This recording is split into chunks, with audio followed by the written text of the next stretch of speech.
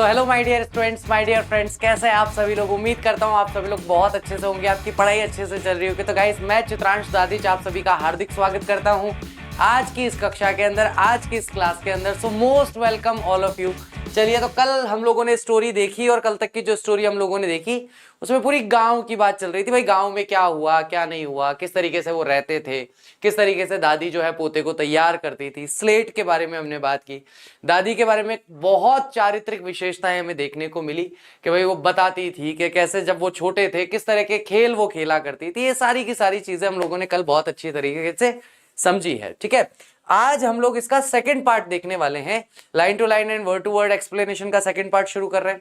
चलिए फटाफट से लाइक कर दो। When my parents were comfortably settled, जब मेरे माता पिता, कंफर्टेबली का मतलब है आरामदायक तरीके से, या आप कह सकते हो आराम से, जब वो सेटल हो गए। सेटल होने का मतलब आराम से बस गए। कहां पर बस गए? इन द सिटी, शहर में बस गए। दे सेंट फॉर, देखो सेंट फॉर का मतलब होता है बुलावा। उन्होंने हमें बुलवा लिया या हमें बुलावा भेजा कि भाई आप लोग भी आ जाओ। अब भाई पहले माता पिता चले गए शहर में रहने के लिए, बसने के लिए, वो वहां बस गए, घर वगैरह आराम से सेट हो गया। तो खुशवंत सिंह जी को और उनकी दादी जी को बुला लिया गया कि भाई तुम दोनों भी आ जाओ यहाँ पे हमारे साथ रहने के लिए।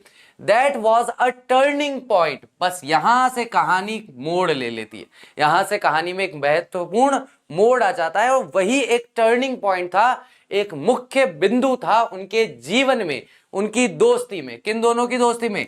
दादी और पोते की दोस्ती में। Although we shared the same room, जबकि या हालांकि या यद्यपि हम लोग एक ही रूम शेयर करते थे, यानी कि मैं और मेरी दादी एक ही कमरे में रहते थे।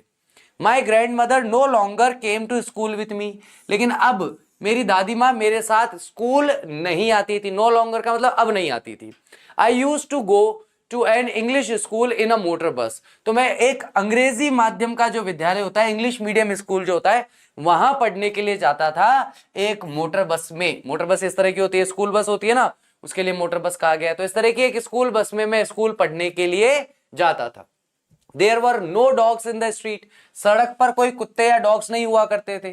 And she took feeding sparrows, और पहले जब वो गांव में रहती थी तब वो कुत्तों के लिए रोटियां लेके जाती थी। अब जब वो शहर में रहती है और शहर में गलियों में ज्यादा आवारा कुत्ते नहीं दिखते और दादी मेरे को स्कूल छोड़ने जाती भी नहीं थी, अब वो उन्होंने किसको खिलाना शुरू कर दिया? स्पैरोज को, गोरैया, जिसको हम लोग सामान्य बोलचाल की भाषा में क्या बोलते हैं? चिड़िया। भारत में जो चिड़िया पाई जाती है उनको गोरैया कहा जाता है। ठीक है, उनका वास्तविक नाम गोरैया होता है। तो चिड़ियाओं को उन्होंने खाना खिलाना शुरू कर दिया था इन द कोर्टयार्ड। कोर्टयार्ड किसको बोलते हैं? चौक को बोलते हैं। चौक या बरामदा बोल सकते हो आप, घर के चौक में, ऑफ आर सिटी हाउस, जो हमारे शहर के घर में था। As the years rolled by, rolled by का मतलब होता है जैसे जैसे समय, जैसे जैसे साल गुजरते चले गए, we saw less of each other, हम दोनों एक दूसरे की तरफ कम ही देखा करते थे या हमारी कम ही बातचीत हुआ करती थी। For some time she continued to wake me up and get me ready for school, और उस शहर आने के बाद कुछ समय के लिए उन्होंने लगातार, मतलब जो काम वो गांव में कर रही थी वही काम उन्होंने शहर में भी जारी रखा। क्या काम कर रही थी गांव में? तो सुलाकर, मतलब सोने के बाद सुबह उठा करके स्कूल के लिए तैयार करने का काम करती थी। तो वो उसने कंटिन्यू किया दादी ने कि वो सुबह मुझे उठाया करती थी, गेट मी रेडी, मुझे तैयार किया करती थी फॉर स्कूल, स्कूल जाने के लिए। When I come back she would ask me that the teacher had taught me what the teacher had taught me. जब मैं स्कूल से वापस लौट आता तो वह मुझसे पूछा करती कि शिक्षक ने या शिक्षिका ने मुझे यहाँ पर स्कूल में जो टीचर्स हैं उन्होंने मुझे क्या सिखाया, उन्होंने मुझे क्या पढ़ाया। आई वुड टेल हर, और मैं उन्हें बताता था इंग्लिश वर्ड, अंग्रेजी के शब्द बताया करता था। And little things of western science, और थोड़ी बहुत छोटी छोटी चीजें मैं उनको बताया करता था जो पश्चिमी जगत का जो विज्ञान है, पश्चिमी विज्ञान जो है उसके बारे में। देखो ये सबके साथ होता है। जब हम छोटे होते हैं हमारी आवश्यकताएं कम होती है, हमारी पढ़ाई बहुत ईजी होती है, तो हमारे घर के बड़े बूढ़े कोशिश करते हैं कि भाई उस पढ़ाई में वो हमारी कुछ सहायता कर पाए, मदद कर पाए। लेकिन जैसे जैसे हमारी क्लास बढ़ने लगती है तो अगर हमारे दादा दादी उतने पढ़े हुए नहीं हैं, है ना, जैसे मेरे दादाजी जो थे वो संस्कृत में शास्त्री थे, उस समय के पुष्कर से पढ़ करके आए थे, और he was a very one of the great scholars of Rajasthan. Rajasthan में जो संस्कृत के विद्वान हैं उन विद्वानों में उनका भी नाम आता था। वो भी पंडिताई करते थे, पूजा पाठ का काम करते थे। अब अगर मुझे उनसे कुछ पूछना होता था तो मैं केवल संस्कृत लेके जाता था उनके पास कि संस्कृत में ये बता दो बस संस्कृत या हिंदी। अब मैं उनके सामने इंग्लिश लेके जाऊं या कोई दूसरा विज्ञान लेके जाऊं, गणित लेके जाऊं, तो गणित तो फिर भी थोड़ा बहुत बता देते थे, लेकिन विज्ञान वगैरह के बारे में वो कहते थे भाई ये सब अपने को नहीं आता, ये सब हटा ले यहाँ से ये मामला नहीं बैठेगा, है ना। तो यही चीज है कि भाई जब मेरी दादी मुझसे पूछती थी तो मैंने बताया कि भाई अंग्रेजी के मैं उन्हें कुछ शब्द बताता था, वेस्टर्न साइंस के बारे में बताता था, एंड लर्निंग्स और वेस्टर्न साइंस की जो शिक्षाएं हैं उसके बारे में बताता था, द लॉ ऑफ ग्रेविटी, गुरुत्वाकर्षण के नियम के बारे में बताता था, आर्किमिडीज प्रिंसिपल, आर्किमिडीज के जो प्रिंसिपल है, सिद्धांत है, उसके बारे में, द वर्ल्ड बीइंग राउंड, ये बताता था कि दुनिया गोल है। दिस मेड हर अनहैप्पी, और ये सारी चीजें सुनकर के मेरी दादी माँ बिल्कुल अप्रसन्न हो जाती थी। कैसी हो जाती थी वो? अप्रसन्न हो जाती थी। क्यों अप्रसन्न हो जाती थी? She could not help me with my lesson, क्योंकि अब वो मेरे जो लेसन थे, यानी कि जो मैं पढ़कर आता था या जो मुझे पढ़ाई करनी थी, उन लेसन में अब वो मेरी सहायता नहीं कर सकती थी। ये भी एक तरह का दुख होता है? ये भी एक तरह का कष्ट है, दुख है, पीड़ा है।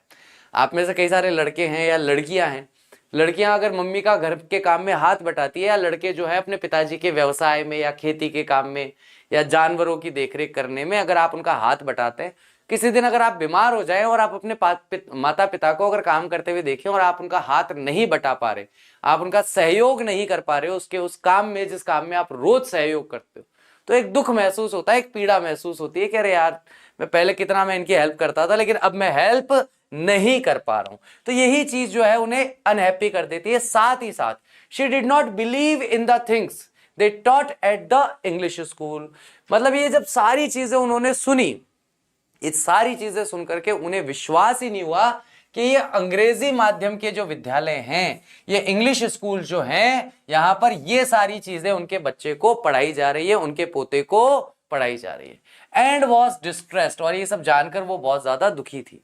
That there was no teaching about God and the scriptures, के भगवान के बारे में कुछ नहीं पढ़ाया जाता और धार्मिक ग्रंथों के बारे में कुछ भी नहीं पढ़ाया जाता है।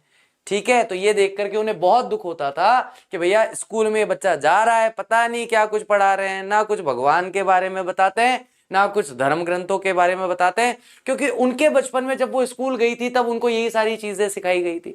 तो उनके हिसाब से जैसे मुझे जो स्कूल में सिखाया जा रहा है, तो मैं तो यही चाहूंगा ना कि भैया यही सोचूंगा कि मेरे बच्चों को भी यही सिखाया जाएगा, मेरे पोतों को भी यही सिखाया जाएगा। तो वो तो सब कुछ सिखाया जा नहीं रहा था क्योंकि वो सारी चीजें बदल गई थी। वन डे आई अनाउंस्ड, और एक दिन मैंने इस बात की घोषणा की। अनाउंस्ड का मतलब क्या होता है? घोषणा करना। तो एक दिन मैंने दादी के सामने इस बारे में घोषणा की that we were being given music lessons, कि हमें संगीत सिखाया गया। क्या सिखाया गया? संगीत सिखाया जा रहा है विद्यालय के अंदर। शी वॉज वेरी डिस्टर्ब्ड, और ये सुनकर के वो बहुत ज्यादा परेशान हो गई, बहुत ज्यादा दुखी हो गई। To her music had lewd association, क्योंकि उनके हिसाब से या उनके लिए, दादी माँ के लिए म्यूजिक जो है वो दुष्ट लोगों का काम है या दुष्ट लोगों की संगति करवाता है ना। म्यूजिक वगैरह जैसे पहले के समय में राजा महाराजा जो डांस वगैरह देखने जाते थे, किसी विशेष स्थल पर महिलाएं नृत्य किया करती थी, तो वो उससे एसोसिएट करती थी कि देखो गाना बजाना ये अच्छे या सभ्य लोगों का काम नहीं है, ये दुष्ट प्रवृत्ति के, कामी प्रवृत्ति के जो लोग हैं उनका काम है गाने बजाने का। अच्छे लोग जो हैं गाना बजाना नहीं सीखते। It was the monopoly, monopoly का मतलब होता है एकाधिकार होना, ऑफ हेरलॉट्स, वैश्याओं का है, एंड बेगर्स, और भिखारियों का काम है। Not meant for gentle folk, भद्र आदमियों के लिए, यानी अच्छे लोगों के लिए, अच्छे या सज्जन पुरुषों के लिए ये काम नहीं होता है। गाने बजाने का काम अच्छे या सज्जन पुरुष या सज्जन लोग नहीं करते हैं। शी सेड नथिंग, उन्होंने कुछ नहीं कहा, but her silence meant disapproval, लेकिन उनकी जो साइलेंट थी है, उनकी जो खामोशी थी, उनकी जो चुप्पी थी, उस चुप्पी का मतलब था कि उनकी असहमति है, अस्वीकृति है, वो नहीं चाहती कि भैया यहां पर वो ऐसा कुछ काम करे, गाने बजाने का कोई काम सीखे। She rarely talk to me after that, और जब उन्होंने ये सुना कि मुझे क्लास में या स्कूल में गाना बजाना सिखाया जा रहा है, संगीत सिखाया जा रहा है, उसके बाद ना के बराबर ही उन्होंने मुझसे बात की। मतलब उन्होंने मुझसे बात करना पूरी तरह से छोड़ दिया, पूरी तरीके से बंद कर दिया। अब यहां से मैंने कहा था ना कि ये टर्निंग पॉइंट आएगा, यही टर्निंग पॉइंट है कि जैसे ही वो शहर में आते हैं, सबसे पहला तो ये चीज टूट गई कि अब वो स्कूल साथ आ जा नहीं सकती। दूसरी चीज, जब उसने बताया कि भाई हमारे को तो ये सब चीजें पढ़ाई जाती है, तो उसको लगा यार भगवान के बारे में तो कुछ बताते ही नहीं, धार्मिक ग्रंथों को तो पढ़ाया ही नहीं जा रहा, फिर क्या मतलब, काय का स्कूल, काय का विद्यालय, है ना। तो देखो, विद्यालय में और गुरुकुल में अंतर होता है। दादी माँ के जहन में, विचारों में जो विद्यालय है वो एक गुरुकुल है। गुरुकुल में यही सारी चीजें पढ़ाई जाती है, धर्म ग्रंथ और ये सारी चीजें पढ़ाई जाती है, ठीक है। विद्यालय या स्कूल में ये सारी चीजें नहीं पढ़ाई जाती, वहां पे तो मैथ, साइंस और कोर्स वगैरह होते हैं, ठीक है, जैसा आप लोग जाते हो स्कूल, जानते हो। तो ये डिफरेंस है थॉट प्रोसेस का दोनों। और जब उन्हें ये पता चलता है कि इसको संगीत, जो कि दुष्ट या बेकार लोगों के सीखने की चीजें हैं, वो भी सिखाया जा रहा है, तब वो पूरी तरीके से बात करना बंद कर देती है। अब यहां पे उनका कैरेक्टर, यहां से आप देखना शुरू करो कि कितनी स्ट्रांग वीमेन है। एकमात्र दोस्त, एकमात्र साथी कौन, पोता, उसकी कुछ चीजें पसंद नहीं आई तो उसको कुछ नहीं कह रही, उसके माता पिता को कुछ नहीं कह रही, किसी को कुछ नहीं कह रही, चुप होकर के अपने आप में रह गई, अपने आप में बैठ गई। ठीक है, कोई बात नहीं, जो है सो है, रवाना हो यहां से, निकलो मुझे तुम में से किसी से कोई मतलब नहीं है। यही तो है।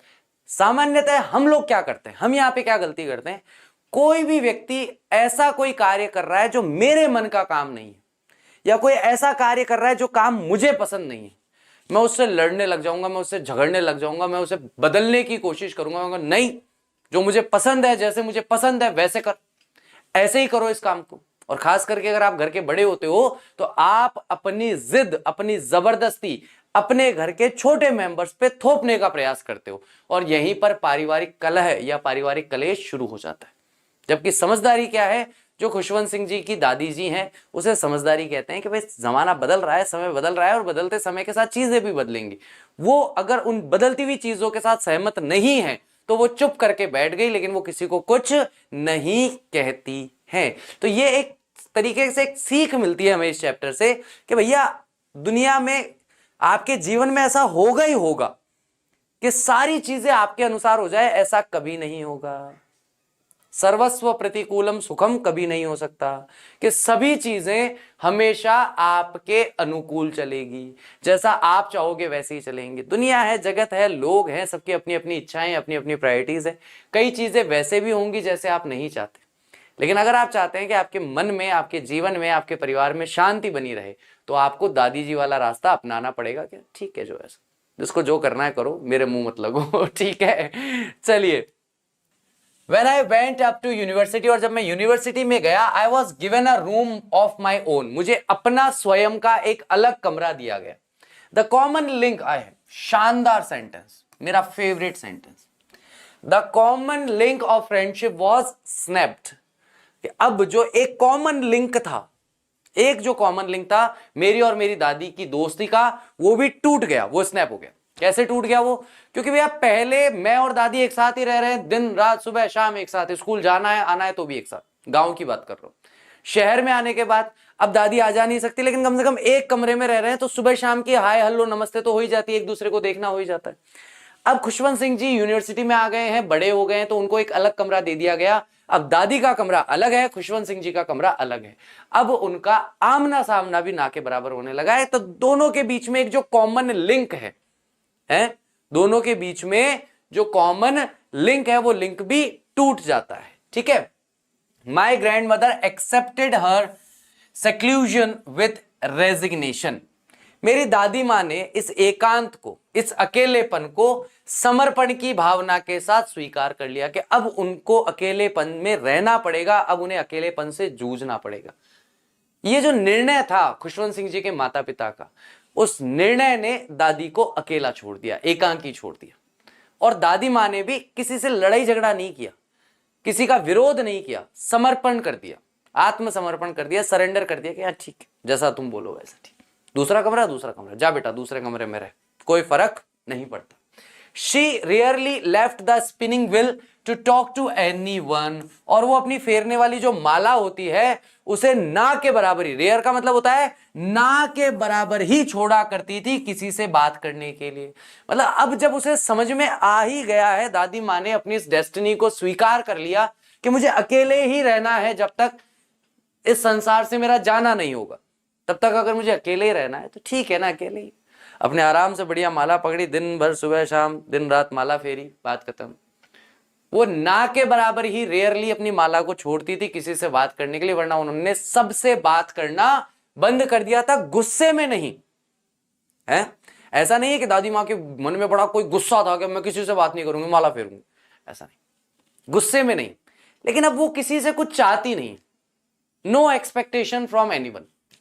अब वो किसी से कुछ भी एक्सपेक्टेशन नहीं रख रही कि यार मेरा बेटा बहू है, मेरे लिए ये तो करेंगे, मेरा पोता है मेरे लिए, कोई एक्सपेक्टेशन नहीं, कोई चाह नहीं जीवन में। अब बस अकेले हैं और अकेले ही अपने जीवन को अच्छे से जीना है।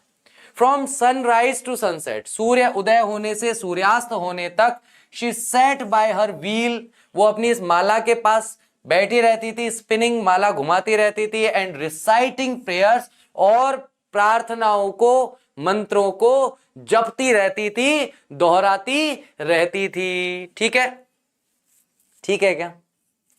अब ये तो भैया देखो मेरे को पता है 2-3 दिन चलेगा ये दाढ़ी दाढ़ी दाढ़ी वाला मैटर, तो चलेगा। अब 2-3 दिन में क्या कर सकता हूँ इसमें?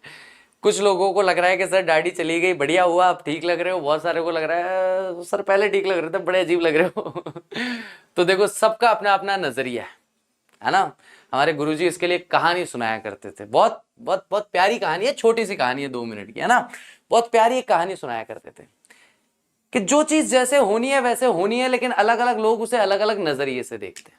कैसे देखते हैं? जैसे गांव के चौपाल पर खड़े होकर, गांव के मेन चौराहे पर खड़े होकर किसी ने जोर से चिल्ला के कहा सूर्यास्त होने वाला है। क्या कहा उसने? सूर्यास्त होने वाला है। अब इस बात का कोई कॉन्टेक्स्ट नहीं है, लेकिन जिसने सुना उसने अपने हिसाब से इसका अर्थ निकाल लिया। जो खेलने वाले बच्चे थे उन्होंने सुना सूर्यास्त होने वाला है, तो उनको लगा भाई घर चलो, खेलना कूदना बंद करो, घर चलो। उन्होंने उस बात को वैसे लिया।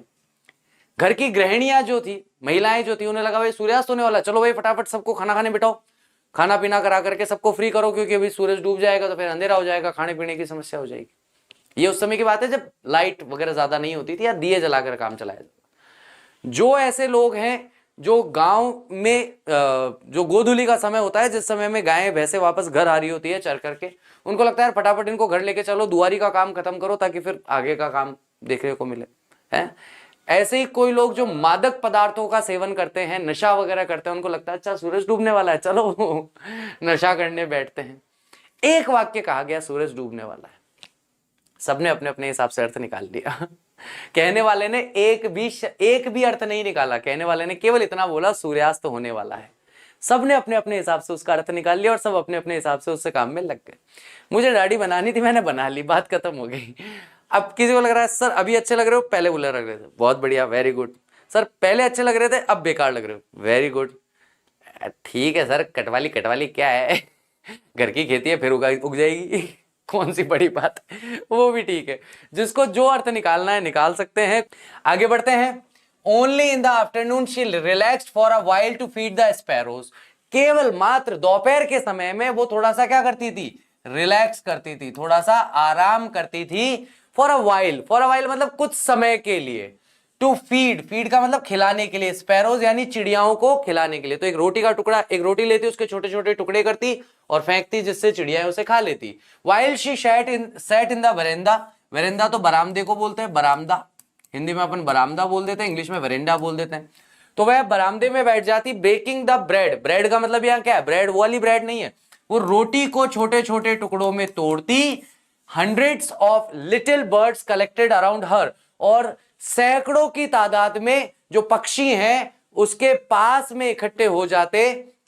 The birds collected around her creating a veritable bedlam, और बहुत ज्यादा ची ची ची ची ची ची करके बहुत ज्यादा शोरगुल करती। ऑफ चिरुपिंग्स यानी कि उनकी चहचहाहट से उस समय वहां बहुत ज्यादा शोर हो जाता। She came and perched on her legs, और सम यानी कि कुछ चिड़िया आती और बैठ जाती, चढ़कर बैठ जाती। कहां चढ़कर बैठ जाती? कुछ उसके पैरों पर बैठ जाती दादी के, कुछ दादी के शोल्डर्स पर बैठ जाती। Some even sat on her head, और कुछ जाकर उनके सर पे बैठ जाती। मतलब दादी यूं मस्त बैठी हुई है, रोटी के टुकड़े कर रही है, और चिड़ियाएं उनसे इतनी फ्रैंक हो गई है कि कोई आके उनके पैर पे बैठ गई, कोई आके कंधे पे बैठ गई, और कोई तो आके सर पे भी बैठ गई। She smiled but never shoot them away. Shoo का मतलब शू, भगाना है। तो वह मुस्कुराती थी लेकिन कभी भी शू करके उन्हें अपने पास से भगाती नहीं थी।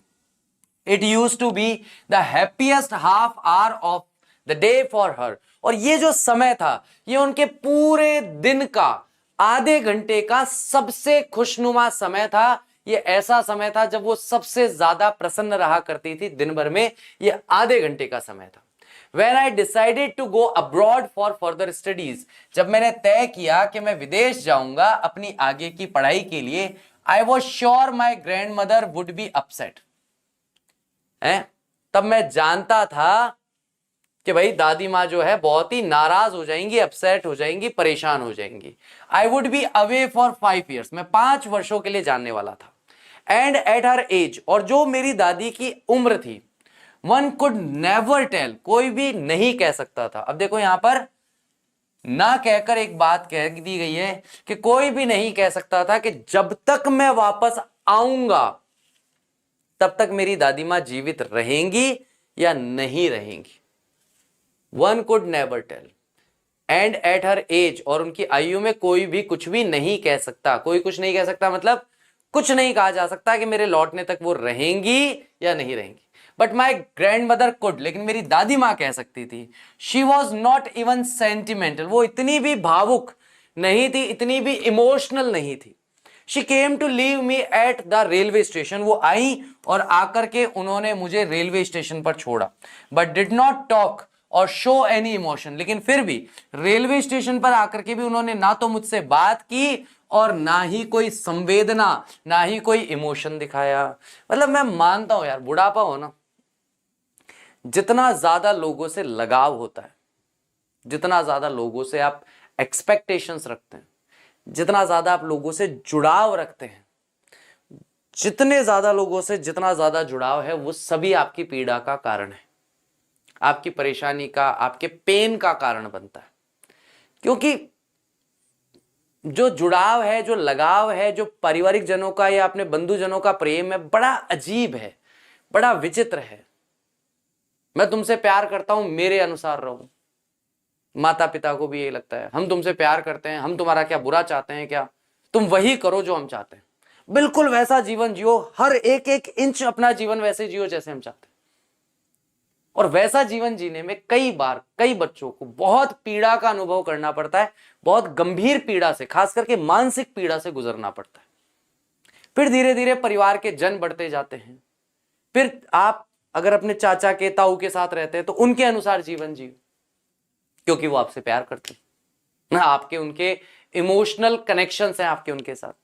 जितना ज्यादा आप ज्यादा से ज्यादा लोगों से आप इमोशनली कनेक्टेड रहेंगे, उतनी ही ज्यादा लोग आपके जीवन में उस पीड़ा का कारण बनेंगे, उस पेन की वजह बनेंगे। दादी यहां मस्त है, बेटे बेटी से मतलब नहीं, बेटे बहू से कोई मतलब नहीं, जिसको जो करना है करो, भाड़ में जाओ। पोता जा रहा है 5 साल के लिए, दादी का कोई अता पता नहीं है दादी कितने दिन रहेगी, कितने दिन नहीं रहेगी। लेकिन यहाँ पे उनकी सिचुएशन क्या है, रेलवे स्टेशन पर ना तो उन्होंने अपने पोते से बात की, ना ही उन्होंने कोई इमोशन दिखाया। बोला हाँ भाई क्या दादी मैं जा रहा हूँ 5 साल पढ़ने, तो जा, मेरे से क्या पूछ रहा है। ऐसे एक एक को बताता हुआ जाएगा तो कब पहुंचेगा निकल यहां से मेरे को क्यों बता रहा है, मेरे क्या काम है। जाना है जाओ, जाना है जाओ, आना है आओ, बात करनी है करो, नहीं करनी है मत करो। सारे इमोशनल कनेक्शंस अपनी दादी ने सबके साथ एक तरह से समाप्त कर लिए। तो कोई भी उनकी पीड़ा का कारण नहीं बन सकता, उनके दर्द का कारण नहीं बन सकता। एक बच्चा कह रहा है हाँ सर मेरे साथ भी ऐसा हो रहा है, सबके साथ होता है जो बच्चा कह रहा है ना कि सर हाँ मेरे साथ भी ऐसा हुआ है, बेटा तेरे को ऐसा लग रहा है तेरे साथ हुआ है, सबके साथ होता है। जो जितना ज्यादा रिश्तों में बंधा हुआ है, प्रेम संबंधों में बंधा हुआ है, वो उतना ही ज्यादा परेशान है, क्योंकि वो सबसे कुछ ना कुछ एक्सपेक्ट कर रहा है और सब उससे कुछ ना कुछ एक्सपेक्ट कर रहे हैं, और एक्सपेक्टेशन किसी की पूरी नहीं हो पा रही। इसलिए कई बार मैं अपनी क्लासेस के अंदर कहता हूं कि मैं चाहता हूं कि जैसे किसी एक बच्चे का एग्जाम्पल ले लेते हैं, किसका लें, अदिति पाल का ले लेते हैं। चलो मैं चाहता हूं कि अदिति पाल जो है बिल्कुल वैसे चले जैसे मैं चाहता हूं। सुबह 6:30 बजे उठना, 5:30 बजे उठना, उठ करके घर वालों में जो भी दिख जाए उठे हुए सबके पैर छूना, उसके बाद में तरीके से नहा धो करके पूजा पाठ करना, पूजा पाठ करके फिर स्कूल जाना, स्कूल में बिल्कुल सभ्य जैसा मैं चाहूं वैसा व्यवहार करे, वहां से वापस आना, वापस आने के बाद थोड़ी सी देर 20 मिनट की नींद लेना, उसके बाद खाना वाना खाना, उसके बाद पढ़ाई होमवर्क करना, फिर अपनी आगे की पढ़ाई में लग जाना, रात को 11 बजे तक पढ़ाई करते रहना, 11 बजे सो जाना, सुबह 5:30 बजे फिर उठ जाना। और मैं चाहता हूं चाहे होली हो, दिवाली हो, चाहे संडे हो, चाहे कुछ भी हो, जब तक परीक्षा नहीं हो जाती अदिति ऐसा ही जीवन जिए। मैं ये चाहता हूं अदिति से। तो मैं अपने आप से एक सवाल पूछता हूं कि चित्रांश दादिच, मिस्टर चित्रांश दादिच, क्या आपका जीवन 100% वैसा चल रहा है जैसा आप चलाना चाह रहे हो? बहुत ही गंभीर प्रश्न है। क्या आपका स्वयं का जीवन, मैं अपने आप से पूछ रहा हूं कि मिस्टर चित्रांश दादिच, क्या आपका जीवन 100 आउट ऑफ 100% वैसा चल रहा है जैसा आप चलाना चाह रहे हो? आप चाहते हो मैं सुबह 5:30 बजे उठ जाऊं, उठते तुम 8 बजे तक नहीं हो। तो मतलब मेरा अपने जीवन पे ही काबू नहीं है, मेरा अपने जीवन पे ही पूर्ण नियंत्रण नहीं हो पा रहा है, और मैं कोशिश कर रहा हूं किसी और के जीवन को नियंत्रित करने की। कैसे होगा? कैसे होगा? संभव है क्या? अरे हाँ ना, कुछ जवाब तो दो भाई। संभव है क्या?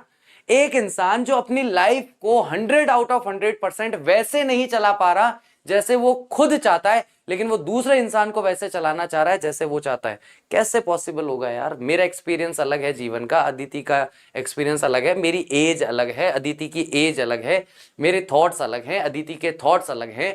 एक इंसान जिसका अपना एक्सपीरियंस, अपना दिमाग, अपना हार्ट, अपने इमोशंस हैं, वो मेरे अकॉर्डिंग कैसे चलेगा? वो चल ही नहीं सकता।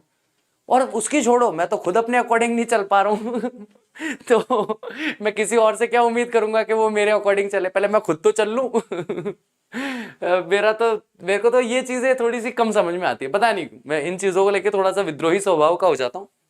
लेकिन लोग बाग इतनी छोटी सी बात को नहीं समझते यार, कि यार खुद की लाइफ खुद के अकॉर्डिंग नहीं चल पा रही, किसी और को तू एक काम करा कर, तू ऐसा करा कर, ऐसा करा कर, ऐसा करा कर। मैं कई बार पूछ लेता हूँ, भाई तेरी लाइफ तेरे अकॉर्डिंग चल रही है क्या? अरे नहीं यार, कहाँ चल पाती है यार, ये होता है वो होता है। तो क्यों उसको राय दे रहा है? उसको जीने दे अपना जीवन अपने हिसाब से, क्यों जबरदस्ती उसको सत्यानाश मार रहा है उसको? हर लिप्स मूव्ड इन प्रेयर्स, और उनके होठ जो है लगातार प्रार्थनाओं में हिलते रहते थे। Her mind was lost in prayers, और उनका दिमाग हमेशा प्रार्थनाओं में खोया रहता था। हर fingers were busy telling the bits of her rosary, और उनकी उंगलियां हमेशा व्यस्त रहती थी। टेलिंग का मतलब होता है फेरना। किस चीज को फेरने में? दाने फेरने में। किस चीज के दाने फेरने में? जो उनकी माला थी, उस माला के दाने फेरने में उनकी उंगलियां हमेशा व्यस्त रहती थी। Silently she kissed my forehead, चुपचाप उन्होंने मेरे फोरहेड, इसको कहा जाता है फोरहेड, है ये होता है फोरहेड, फोरहेड पर किस किया।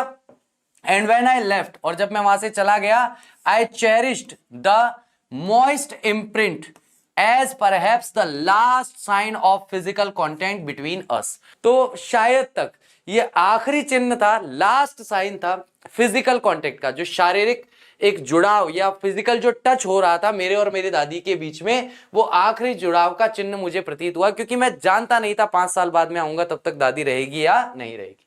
But that was not so. लेकिन इतना ही नहीं था, आफ्टर 5 years, 5 साल के बाद, आई केम बैक होम, मैं वापस घर आया, and was met by her at the station, और दादी माँ ही मुझे स्टेशन पर मिली।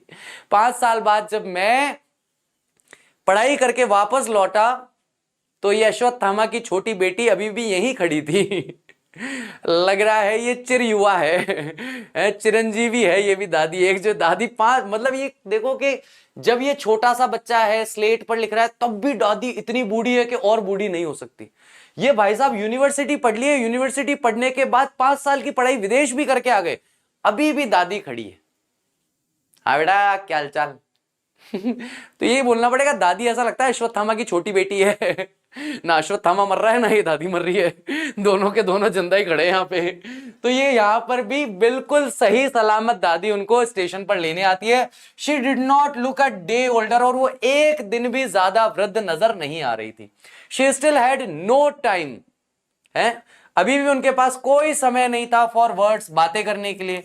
And while she clasped me in her arms, clasped in her arms का मतलब है जब उन्होंने मुझे गले लगाया, I could hear her reciting her prayers, तब मैं सुन सकता था कि वो अभी भी अपनी प्रार्थनाओं को ही दोहरा रही थी, उसको कोई मतलब नहीं है भगवत नाम के अलावा।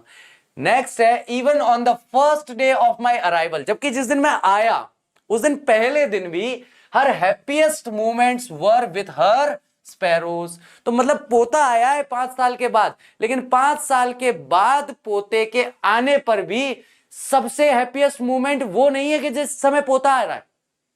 हैप्पीएस्ट मोमेंट अभी भी वही है, चिड़ियाओं के साथ वाला, जब वो आधे घंटे चिड़ियाओं को खाना खिलाने के लिए बैठी है। whom she fed longer and with frivolous rebukes, जिन्हें वो ज्यादा लंबे समय तक खिलाती है और बिना मतलब निरर्थक ही उनको डांट फटकार लगाती रहती है।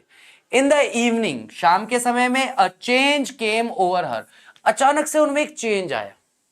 वैसे तो कभी भी दादी में चेंज नहीं आता था, दादी ना बात करती थी ना कुछ करती थी, चुपचाप माला फेरती थी, लेकिन अचानक से शाम को उनमें थोड़ा सा परिवर्तन दिखा। शी डिड नॉट प्रे, और वो आज शाम को प्रार्थना नहीं कर रही थी। She collected the women of the neighbourhood, उन्होंने पड़ोस की सारी औरतों को बुला लिया। देखो विमेन में स्पेलिंग में ई आ रहा है, यानी कि प्लूरल है। उन्होंने अड़ोस पड़ोस की सभी औरतों को बुला लिया। गॉट एन ओल्ड ड्रम, पुराना तबला लिया, ढोलक पुराना क्या लिया, ढोलक लिया। एंड स्टार्टेड टू सिंग, और उन्होंने गाना गाना शुरू कर दिया। और कैसे गाने गाए, तो फॉर सेवरल आवर्स, कई घंटों तक, शी थम्पेड, वो थपकी देकर के बजाती रही। Sagging skin of the dilapidated drum, यानी कि वो टूटा फूटा जीर्ण अवस्था में, जो मतलब बहुत ही खराब अवस्था में जो ढोल था, उसे लगातार कई घंटों तक पीटती रही और गीत गाती रही। And sang the homecoming of warriors, और योद्धाओं के घर वापसी के गीत गाने लगी। We had to persuade her to stop to avoid over straining, हमें उन्हें राजी करना पड़ा, हमें उन्हें मनाना पड़ा कि भैया बस अब बहुत हुआ, बस ढोल वोल बजाना बंद कर दो, आपको अत्यधिक तनाव हो जाएगा, आप ज्यादा बीमार हो जाओगे। We had to persuade her to stop to avoid over straining, that was the first time, और ये पहली बार था, since I had known her, जब से मैं उन्हें जानता था, that she did not pray, कि वो प्रार्थना नहीं कर रही थी। यानी बचपन से लेकर आज तक मैंने देखा कि भैया वो हमेशा प्रार्थना करती रहती है, और बचपन से लेकर आज तक ये पहली बार हुआ था मेरे जीवन में जब मैंने देखा कि दादी माँ प्रार्थना नहीं कर रही थी, माला नहीं फेर रही थी, उसके अलावा कुछ और कर रही थी, है ना। The next morning she was taken ill, और अगली सुबह वह बीमार पड़ गई। It was a mild fever, ये एक हल्का बुखार था। क्या हो गया था उन्हें, हल्का सा बुखार आ गया था। And the doctor told us that it would go, और डॉक्टर ने हमें बताया बुखार ठीक हो जाएगा, बुखार चला जाएगा। But my grand mother thought differently, लेकिन मेरी दादी माँ कुछ अलग ही तरह से सोचती थी। शी टोल्ड अस, उन्होंने हमें बताया, that her and was near, उनका अंत अब नजदीक है। देखो बाकी लोग माने नहीं माने, पर्सनली मैं मानता हूं कि जो थोड़े से धार्मिक प्रवृत्ति के लोग होते हैं ना, उनको अपनी मृत्यु का थोड़ा बहुत अंदाजा हो जाता है कि उनकी मृत्यु कब आने वाली है, उसका थोड़ा बहुत उन्हें अंदाजा लग जाता है कि हाँ now this is the time, कि ये समय हो गया है, अब बस भगवान के घर जाना है। तो दादी ने भी यही बात कही कि ठीक है अब टाइम आ गया है, उसने कहा कि अब उनका अंत निकट है। शी सेड दैट, उन्होंने ये बात कही, since only a few hours before the close of the last chapter of her life, अपने जीवन के अंतिम अध्याय के समाप्त होने से कुछ ही घंटे पहले उन्होंने ये बात कही। She had omitted to pray, उन्होंने प्रार्थना करना छोड़ दिया। She was not going to waste any more time to talking to us, sorry omitted to pray का मतलब है कि वो वापस प्रार्थना करने में लग गई, छोड़ना नहीं है, लगना है, और वह वापस प्रार्थना करने में लग गई। She was not going to waste any more time to talking to us. क्या मस्त दादी कह रही है, अपनी मृत्यु के कुछ घंटे पहले वो कह रही है कि भाई अब मेरे अंतिम अध्याय का समाप्त होने का समय आ गया। और सोचो क्या मेंटली क्या स्ट्रांग रही होगी वो महिला, कि उस समय वो कह रही है कि देखो यार तुम लोगों से फालतू बातें करके मुझे टाइम वेस्ट नहीं करना, निकलो यहां से, माला फेरनी है मुझे। इमोशनली कितनी स्ट्रांग होगी वो, कैन यू इमेजिन दैट? है क्या आप इस बात की कल्पना कर सकते हैं कि इमोशनल लेवल पे, संवेगात्मक स्तर पर कितनी ज्यादा मजबूत महिला वो रही होगी, कि वो कह रही है कि यार परिवारजन है, ठीक है, बेटा है, बेटे की बहू है, पोता है, ये आए हैं पास में कि भाई अब अंतिम समय आपको लग रहा है आपका आ गया है तो हमसे थोड़ी बातें कर लो। दादी कहती है निकल सारे बाहर निकलो, ऐसे रवाना हो जाओ, माता मत खाओ फालतू। अंतिम समय है और ये समय में क्या नहीं करना चाहती, मतलब यार ये वर्ड, मतलब मैं तो शायद कितना भी सोच लूं, लेकिन शायद मैं इस चीज को कभी मैं महसूस भी करने का प्रयास करता हूं, लेकिन कुछ बैठता नहीं है ज्यादा दिमाग में है। She was not going to waste any more time talking to us. वो और ज्यादा समय बर्बाद नहीं करना चाहती थी, व्यर्थ नहीं करना चाहती थी हमसे बातें करके। We protested, हमने इस चीज का विरोध किया, but she ignored, लेकिन हमारे इस विरोध को उन्होंने नजरअंदाज कर दिया। Our protest, हमारे विरोधों को। She lay peacefully in bed, praying and telling her beads. वो शांति से लेटी हुई थी अपने बिस्तर में और अपने किसको, अपनी माला के जो मोती थे उन्हें घुमा रही थी। Even before we could suspect, इससे पहले कि हमें संदेह होता, हमें शक होता कि क्या हुआ क्या नहीं हुआ, हर लिप्स स्टॉप्ड मूविंग, उनके होठों ने हिलना बंद कर दिया। And the Rossari fell from her lifeless fingers, और जो माला थी वो उनकी बेजान उंगलियों से नीचे गिर गई।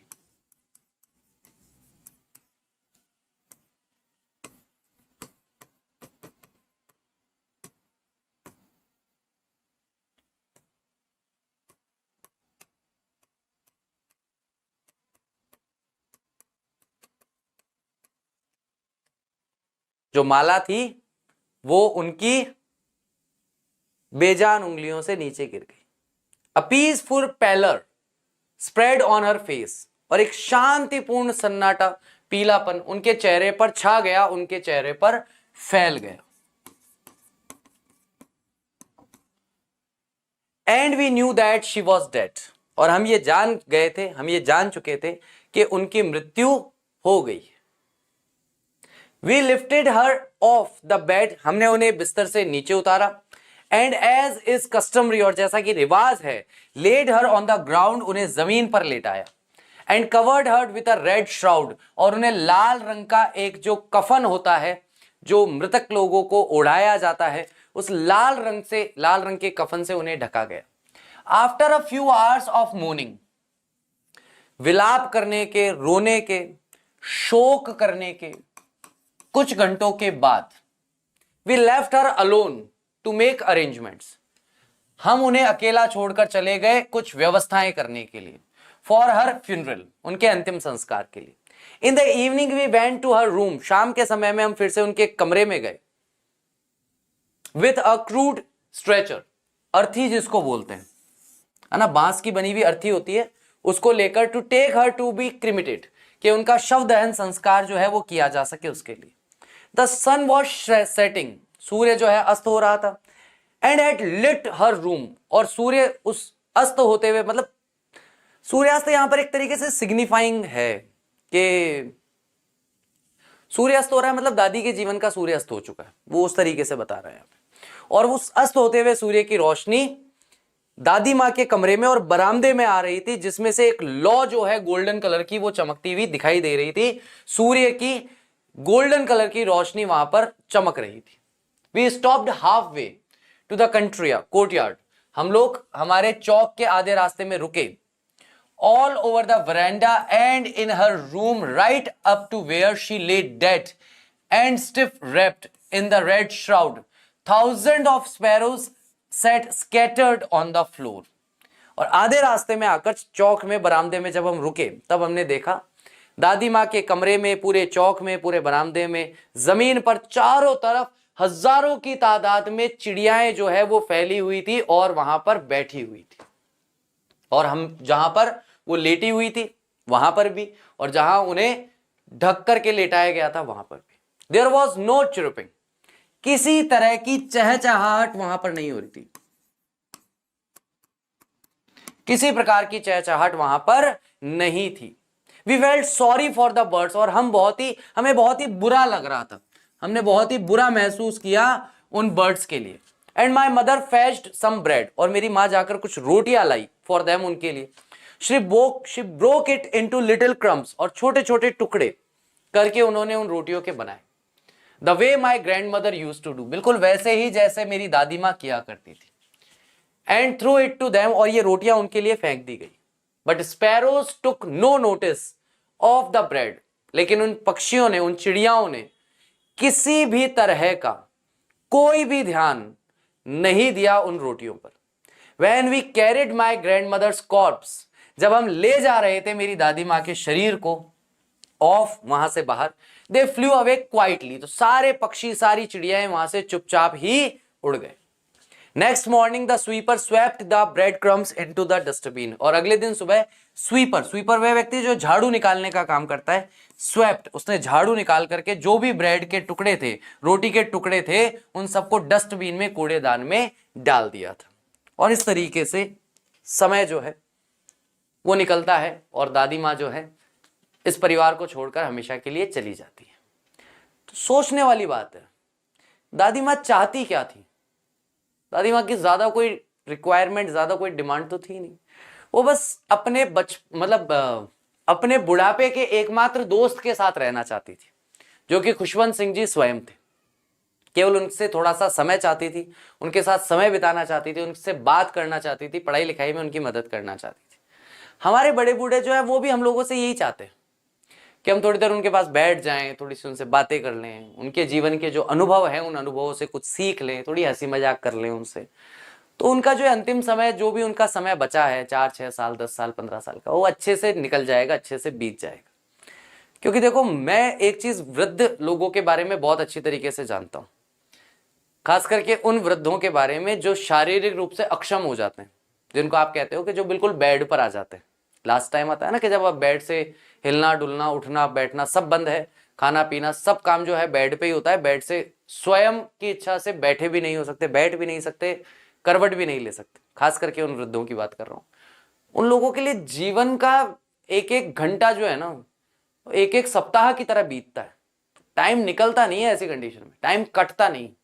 और ऐसे में अगर उनके बेटे पोते 5, 10, 15 मिनट अगर बैठ के उनसे बात कर लेना, वो 15 मिनट उनका पूरा 2-3 दिन की खुशी बनी रहती है। अरे कल आया था, बैठा था, फिर देखो कोई रिश्तेदार मिलने आएगा तो बताएगा, नहीं अरे वो आए थे, आता है मेरा पोता, बैठता है, मेरे से बातें करता है, मुझे बहुत अच्छा लगता है। आप 15-20 मिनट भी उनसे बातें कर लो ना, तो उनका 1-2 दिन की तो लाइफ उनकी वैसे ही बढ़ जाती है कि 1-2 दिन बड़े प्रसन्न रहते हैं, खुश रहते हैं, क्योंकि थॉट प्रोसेस बड़ा स्लो हो जाता है उनका उस उम्र के साथ में। तो बहुत सारी चीजें हैं वृद्धों के बारे में जो हमें जाननी चाहिए, पढ़नी चाहिए, समझनी चाहिए। क्योंकि रीजन क्या है कि एक दिन हमारे जीवन में भी वो समय आएगा जब हमारे माता पिता या हमारे दादा दादी अत्यधिक वृद्धावस्था में होंगे, और आगे बढ़ते साथ, जीवन के आगे बढ़ते के साथ में हमें भी एक ना एक दिन उसी अवस्था में पहुंचना है। तो बड़े थॉटफुल होकर के आप इस चीज के बारे में सोच सकते हैं। चलिए, तो मैं आपसे अगली क्लास के अंदर मिलूंगा। तब तक आप अपना ध्यान रखिए। एमसीक्यूज के बारे में बात करेंगे, चैप्टर को एक बार पढ़ के आइएगा, बहुवैकल्पिक प्रश्न इसके हम देखने वाले हैं। उम्मीद करता हूं आज का लेक्चर अच्छी तरीके से समझ में आया होगा, आपने अच्छे से एंजॉय किया होगा। Thank you very much. I will see you on my next session. Till that take care of yourself. Bye bye. अभी तक अगर वीडियो को लाइक नहीं किया है, प्लीज लाइक कीजिए, अपने फ्रेंड्स के साथ शेयर कर दीजिए। Thank you.